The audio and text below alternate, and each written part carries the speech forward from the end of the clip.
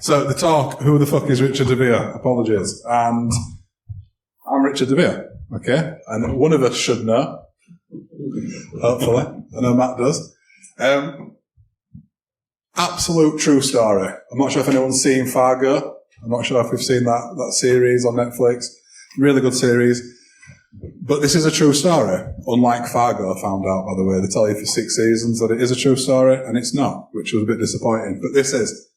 And main protagonists, obviously me and Matt. I want to just make something clear that the talk isn't about me. It's not about Richard DeVere and who is Richard DeVere. It's more of I'm going to try and put forward a pseudo deeper meaning to this talk where it's about corporates versus hackers. And I'm going to play the role of the hacker in this scenario. And I will be playing the role of the corporate. And Matt plays the role of the corporate very well. He does.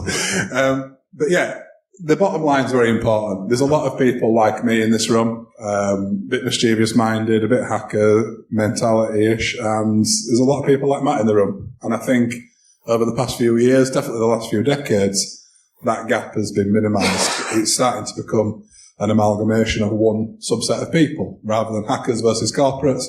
Hackers now work in corporates and we're adopted into that environment. So that's the core of this talk. And genuinely, I feel it's because of people like Matt that's the scenario we're working now, where hackers can go and get a job in a corporate and live a happy life. So let's kick off, Matt, with this true story. So, be me. I'm going to let you read this because no point in reading out a green screen. All true. Gist of it is, I started a cybersecurity company a long time ago with some good intentions. And you never end up imagining that you'll find yourself in these scenarios where you find yourself. When you start a business in the corner of your bedroom, things escalate quite quickly. But yeah, this was me. Start business, grew up, the business organically grew, and a big part of that business was smashing corporates to bits. I reported TalkTalk to the ICO. I reported the vulnerabilities with TalkTalk to TalkTalk. I rang up CEOs of companies and told them their data is leaking online, you've got 3 hours to fix it, or I'm blogging about it. I didn't care because I had a small company. I was untouchable in a way from a legal perspective. I thought I was doing something very valiant, which we'll get onto in a minute. But the gist of it is my reputation grew to the point where the Met Police give me a medal for fighting fraudsters, for making people's lives hard. And you feel, obviously, you're the good guy, okay? So, yeah, this is a story about one of my vulnerabilities. And this is where Matt comes in as well. So, I had quite a successful blog. The blog was the starting point for many news events, including TalkTalk hit my blog a week before it hit the BBC. Other kind of companies that we reported and vulnerabilities we worked through were covered on the blog. So, part of researching for an ongoing blog was actively going out and testing what I'm writing about. Well, I was doing a blog one day about Google Docs and Trello boards. And this is quite clearly where me and Matt met. I found some data. It wasn't the end of the world. It wasn't the biggest data in the world. It wasn't, big expose. It wasn't Panama Papers. This was trivial data, yeah? And I wanted to report the data to the person, as in, the spirit of vulnerability disclosure. We're hackers, kind of, I'm a good guy, or I think I am, grey hat at best. And I wanted to report this to the company directly. So I track them down with a polite email. And we get a response from the company that I've reported it to as well. Saying we'll pass that over to Matt. Frank is my boss. He's a very senior executive, a company that is a household name. You would have heard of this company. You've probably been a customer of these company. It's a company that holds lots of personal data. It's a company that has lots of physical infrastructure, transportation, accommodation, big company. And that is not how I remember this, Richard. That's how I remember it, Matt. It's these nice little polite emails that you seem to have. Black and white, that's what I read. In fact, that's how you remember it. I've taken this email from my outbox, from my sent box, so I think you'll find it's quite true. Oh, yeah. This is how I remember it. Yeah, I did also send some messages on LinkedIn on Friday night as when, I did. Yeah, I did. Quite angry ones. I think as the week went by, Richard got slightly more grumpy that he wasn't getting the speed of response from all of these senior corporate executives that he was reaching out to on. Do you remember what I said? I contacted the CEOs, I got the company, I got them to look at their error, and if they didn't fix it, what I thought was a reasonable time frame of 24 hours, they should be penalised. Okay, they should. There's only several flavours of autism, but times are times, right? So, and I did later that night follow up with some people on Friday night, which was dedication on my behalf, because these people weren't at work, but I still was. So sent them some LinkedIn messages telling them it's quite serious. So I found that a little bit startling, to be honest. So just to introduce myself, so I at that time was an absolute rookie CISO. I just got my first CISO gig at this big corporate giant. I had a bit of knowledge, not very much experience. My skin was all still completely smooth. I have more scars now, but then there was not a scar on my body from this new big job that I got. I knew what could happen if I got it wrong and how devastating that could be for both the company that I work for, but also me personally. I had at that time a 4-year-old child, a mortgage that I could barely afford, elderly parents on both sides with no hope of any inheritance, so not financially secure. But things are going well. I've got this good job.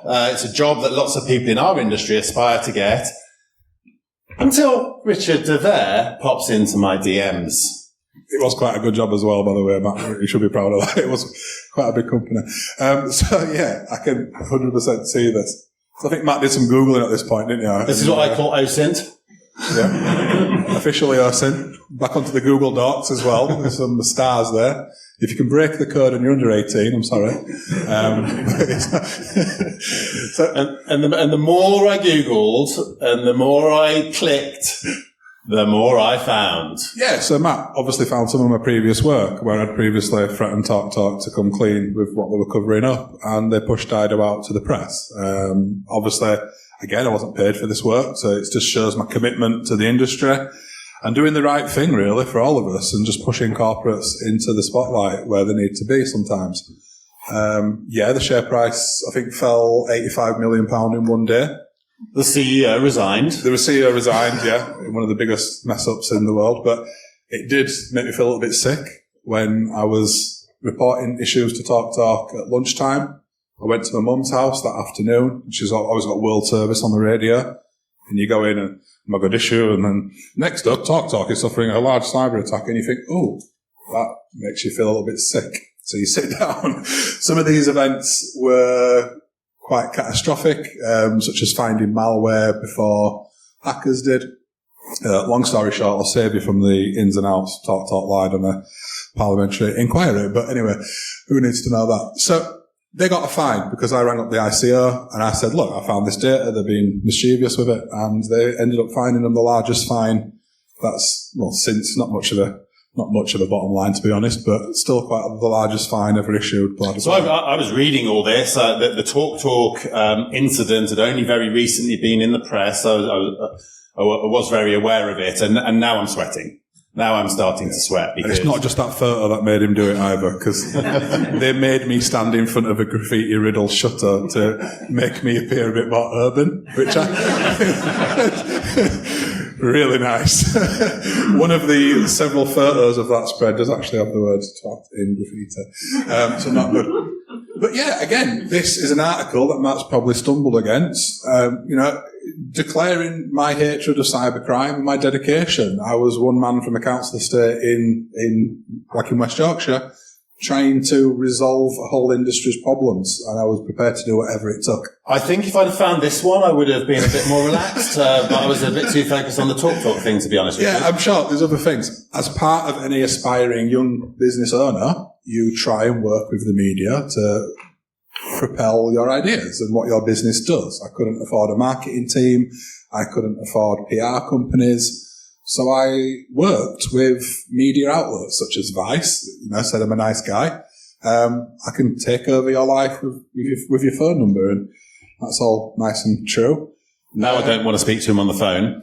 Yeah. There's other work that I've done, which again, highlighting people's problems with corporates and trying to get to the bottom. The time where Sage hid a data breach, didn't stay hidden for very long. So end up on the Financial Times. And these are proud moments for me when I look back at my career and think of the things that I've done and the adversity I've crossed to get these stories in the press by liaising with But I am in proper panic mode at this stage.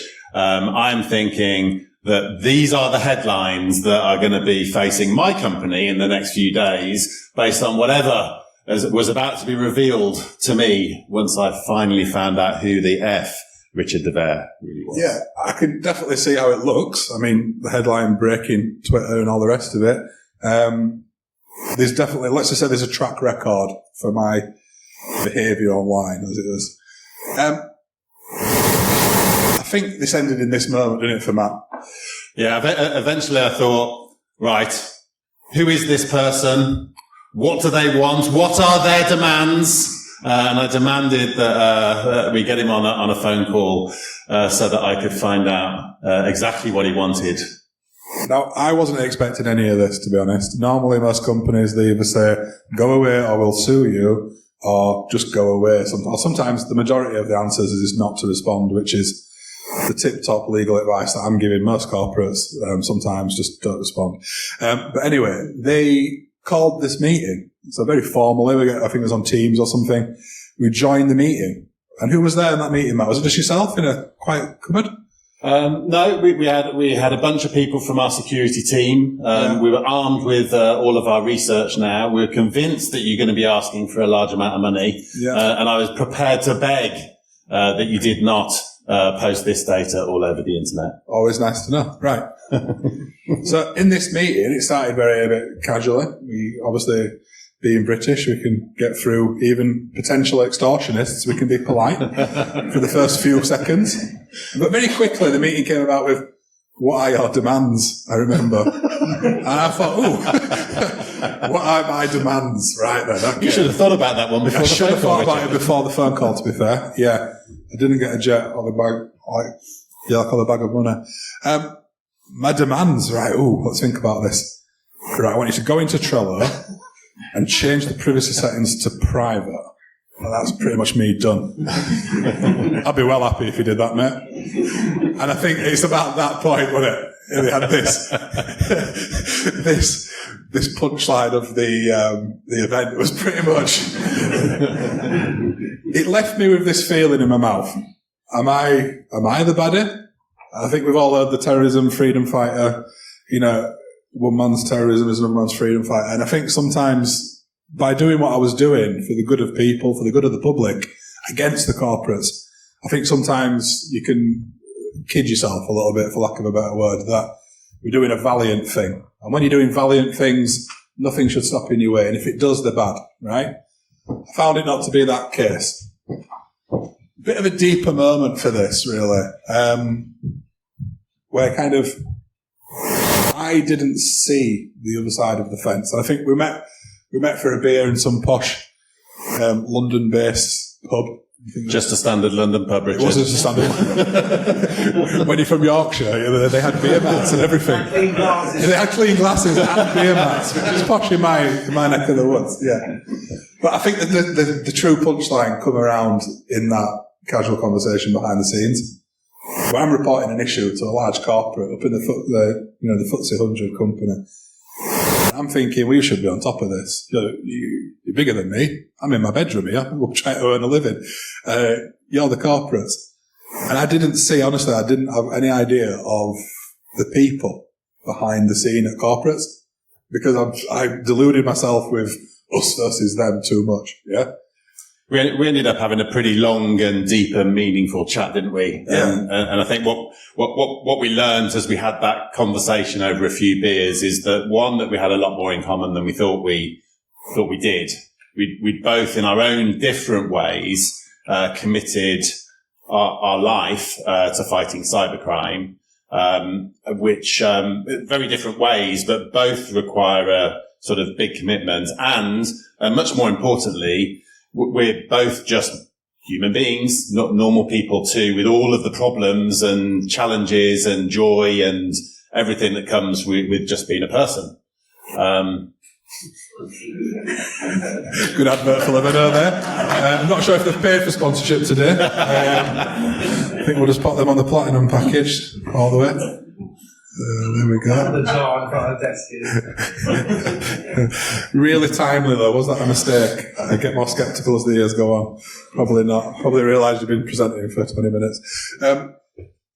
This deeper meaning for me made me change a lot about how I work and how I reported stuff. I think some big takeaways for me is I don't see myself as a bully. First of all, I might look like one, but I'm not a bully mentality. And I think I could quite clearly see that I bullied someone. I made them do something. I used force, which I thought was valiant effort. And the other side of the fence, you see a real impact. A person worried about his family and his livelihood, right? And I've caused that impact. So it made me change how I report security vulnerabilities. I immediately went back home, added a page on the website. So now when I reported a vulnerability to a company, they could at least ignore me with the prior knowledge of knowing what I was about, of my intentions. I don't want any money because you've not asked me to do this work, therefore I'm not going to demand a payment. And I'm ethical, I work with the police, and I'm not going to try and extort you. So I made it very clear for people. I think that was a big learning point. Yeah, and I changed too. So what Richard educated me about, which I hadn't really fully appreciated, was that there has maybe historically been somewhat of a divide between corporate security people and the security research community, people that don't particularly fit into that more traditional corporate way of living a life. And yet there are a whole population of people that are interested in cyber, interested in fighting cybercrime, often very independent in nature. And that if we can work out how to build some bridges between those two different communities, actually we're all on the same side. Yeah, I think that's what's good about B-sides. And, we see the corporate sponsors, and I think 15 years ago there'd have been a bit of, but they're paying for the sandwiches, we'll let them in. But I think nowadays we see the corporate sponsors as something that's critical. It's essential to part of B-sides. It always has been. It's always propagated that independence, right, to be B-sides. So there's obviously some benefit to working with corporates. I know everyone that's a bit of a hacker in this audience probably has aspirations to go into some kind of corporate role, in essence, as part of the blue team fight, as part of that side of the fence. I think we can still learn massive swaths of information from both sides of the fence. I think we can learn professionalism from corporates. I think we can learn how to conduct ourselves better. There's sometimes, personally I'm talking for, but go on then, I'll speak for most hackers. There is an air of autism as well sometimes. I think that's sometimes hard to work with, especially with a corporate face. And I think on that side of the fence as well, being able to implement security TXTs and make things easier makes their job easier as well. Yeah, well, since that deep and meaningful in that pub, Richard and I have worked together on implementing responsible disclosure programs at two big corporates now. And if you'll still speak to me whenever I get my next job, we'll probably do the same again, because I think this is a fantastic way of creating a communication channel that is much more productive than the kind of "I've got your data" message on LinkedIn. Yeah, definitely. So we wasn't going to answer any questions, but we finished a little bit early. If anyone's got any really quick questions, put your hand up. If not, we'll just skip forward. That's pretty much going to be awesome. Oh, we've got a question. Go on. Chuck it in. Email that. So you're the security researcher in your corporate. Yeah. Do you think Europe and the UK will ever get anywhere like that's recently happened in the US with the financial or the SEC coming out with the law that sort of like serious incidents have to be reported to them within 48 hours or so? And there was a recent incident, I think at the end of last year, where a bad actor actually filled out the forms and sent it into the SEC. It was about 2 weeks before the law came into action. What's your view on that sort of stuff? It's quite a nuanced question, Matt. That's quite a tough one. You ready for it? Do you want to answer? Or You go on if you've got any input. Yeah, so the regulatory environment does tend to follow what happens in the US, and it's already the case that. So I currently work in financial services, which is not this company, but I'm in financial services now. It's already the case that we have to report to our regulator within a set period of time, which is relatively short. I think it's quite interesting what's happened with the SEC and SolarWinds. It seems like quite a bit of that has been overturned, but that's going to be further appealed. So I don't think we've quite seen how that one will fully play out. But as a CISO, I think it is helpful to have greater accountability, even if it is somewhat more scary. So that's what I mean. We agree on too much. I also agree on extra accountability for corporates, believe it or not. But it's the fact that, in that similar situation, like in the UK, common tactic of mine is this is the problem. Fix it or don't. I've told the ICO. You've got 48 hours, by the way, so I'll probably ring them as well. You make contact now. And it's it's always nice having that backup from a regulatory or, compliance or legal point of view. Mm.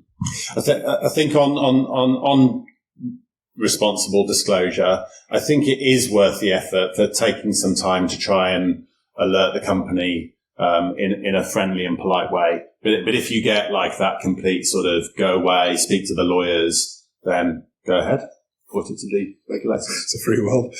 Any more questions, or should we move on? I'll go on. So I work in open source a lot. And obviously here we've got clear accountability between corporations and people finding issues, right? If you've got open source projects, the accountability isn't always there. Less for projects that are in foundation, which typically do. But if you are a hacker and you find an issue with a project that, say, is dependency for lots and lots of things, what's the approach you take then? Because you can't really contact someone, right?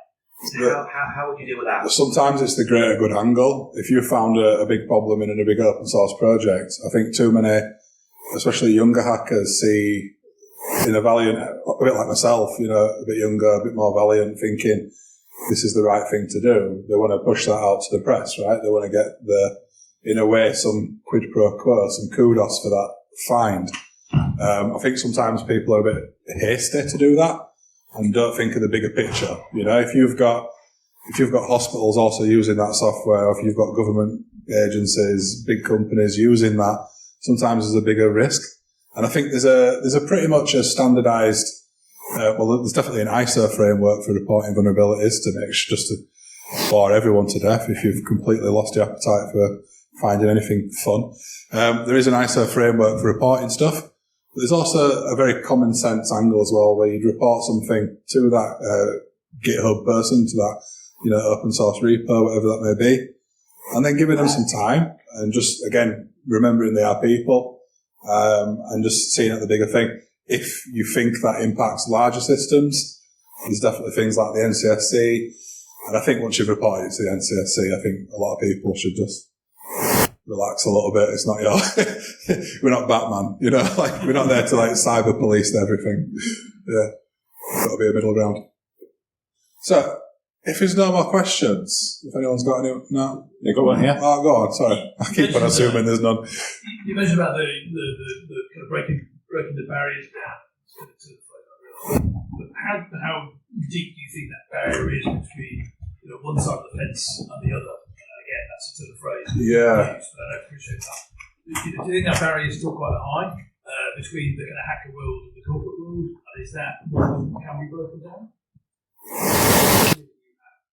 Well, I think it might depend on the experience of the CISO in question. So at that time that Richard tried to report this, I hadn't really heard of responsible disclosure. When I say I was a rookie CISO, I was a rookie CISO. So this was the first time this had happened. And so my initial reaction was a kind of very emotional and panicked one. And it took a little while before I spoke to Richard that I realized that he was approaching us with the best of intentions. But it's one of the reasons why we've been talking about doing this talk for quite a long time is that I think it starts with dialogue like this. And just getting the message out. And, I speak to my other CISO friends that I have, we all sort of speak and talk about responsible disclosure to them. The problem tends to be actually if the lawyers at your company get wind of it, which is the advantage of having a proper responsible disclosure process. Because if it happens to get to the lawyers, they tend to get a bit more sort of, right, who is this person? And sometimes they start telling you what to do rather than asking what you should do. Yeah, I think that train with the lawyers is sometimes, I think, they're a million miles away. I do think, as people in this room that I see those that come to B-sides as well, generally, I think the gap is closing. If you think back at, hackers of the 1980 being called up to Congress to testify and having to wear suits for the first time in their life, absolute bloody renegade hackers. Being this counterculture, I think that was a big part of hacker culture, 80s, 90s, becoming part of mainstream culture now, where we see TV series, long time since Mr. Robot, but it's a case of it's becoming more commonplace for people to, like right at the start where I said that gap is going smaller, because there's a lot more hackers that are growing and flourishing within, kind of corporate environments, which, if you said to me as a teenager that would be the case, I'd have laughed. But here we are, and I think it's a closing gap. I think there is a lot more to go, but there's variations of CISOs, there's variations of hackers as well. I think that's a key point. I'm very traditional. Created a company called Antisocial Engineer, for God's sake, so it gives you an idea about me. I was banned from school. I was expelled from everywhere I've had a computer, basically. And very much like a Cat B. I'm not sure if anyone's come across Cat B, but like a Cat B manifesto of hacking. I read that years ago and just loved it. I think that was me. That was my mentality. I do think it's got a lot more to go, because unfortunately many people in Matt's role might be cool, but they have to then, by the rules of their company, turn to the legal department. And I think that can be a real downward spiral. Negotiation stops there. The cool, there's a problem, try and fix it, mate, normally ends there, because you can't converse on that level.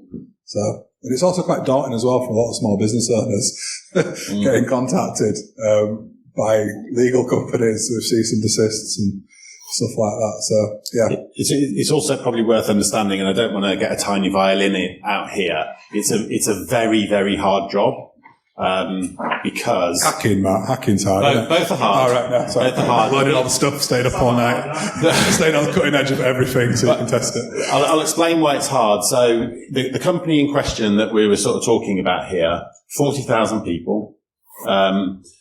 Any one of those 40,000 people could make a mistake, whether it be setting up a Trello board to manage a process and not realizing that that's something that they shouldn't do, and they certainly shouldn't put customer data in there, or clicking a phishing email, or taking a call, and do you know what I mean? Any one of the 40,000 people can just make a mistake. And as the CISO, you might be able to spot that the mistake has been made, but you might well not. And in this case, we had no idea that Trello board had been there. What had happened is that a small business unit in another country had set this up to run a local process because they thought that was quick and easy. They were probably using Trello at home to manage their shopping list and how they, manage household tasks. It was very organised, to be fair. But they stuck customer data into it, and I wouldn't have spotted it if not for Richard. So I think my closing remark for today then is, if you know yourself, and I'm not going to start labelling people, I think that's very anti-hacker, But if you know yourself, you're a bit of a nerd, you're a bit of a hacker. If you're a bit feral, if you've questioned paying the TV licence more than once, you're definitely in that category, right? We know we have. We don't even watch live TV. Why are we paying this? It's crazy. If you're in that camp, try and find someone today in a suit or someone a little bit corporate. And again, if you're a little bit corporate, and you know you are, because, you know, you just know you are. You find yourself a little kid with a hoodie and you get talking, because I think there's a lot more to get out of that conversation. Right. Thanks. I think that's time to clap.